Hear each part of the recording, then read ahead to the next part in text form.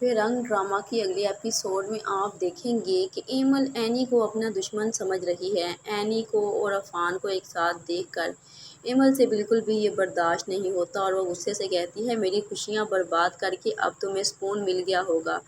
تم ہی میری خوشیوں کی قاتل ہو۔ اینی یہاں پر ایمل کو بہت زیادہ سمجھانے کی کوشش کرتی ہے اور کہتی ہے، پلیز ایمل میری بات پر یقین کرو، میں تمہاری خوشیوں کی بھلا کیوں دشمن ہوں؟ کیوں اس طرح سے تم سوچ رہی ہو کہ میں تمہیں خوش نہیں دیکھنا چاہتی تھی اور میں نے کبھی تمہارا برا بھی نہیں سوچا۔ ایمل اینی کی کسی بھی بات پر یقین کرنے کو تیار ہی نہیں ہوتی، جبکہ آئمہ اینی اور عفان کی وجہ سے کافی زیادہ غصے میں ہوتی ہے، کیونکہ وہ اینی اور عفان کو ایک ساتھ دیکھنا نہیں چاہتی تھی، کیونکہ وہ چاہتی تھی کہ عفان کے ساتھ اس کی شادی ہو۔ اور اب وہ اینی کو کہتی ہے کہ ہم لوگوں کا شک بالکل درست تھا،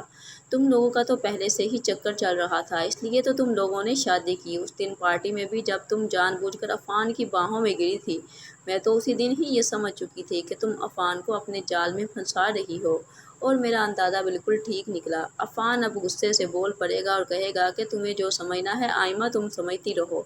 ہمیں کسی کی کوئی پرواہ نہیں ہے۔ ایمل یہ سب کچھ بھول چکی ہے کہ اس نے اپنی محبت پانے کے لیے اینی کو کتنا بڑا دکھ دیا تھا، اور اب اینی کو خوش دیکھ کر ایمل برداشت نہیں کر پا رہی، جبکہ اینی نے بھی تو اتنا بڑا دکھ برداشت کیا تھا، اور اگر اب خوشیاں اس کی منتظر ہیں تو ایمل سے یہ بات بالکل بھی برداشت نہیں ہو پا رہی، اور وہ اپنی اور شہریار کی علیحدگی کو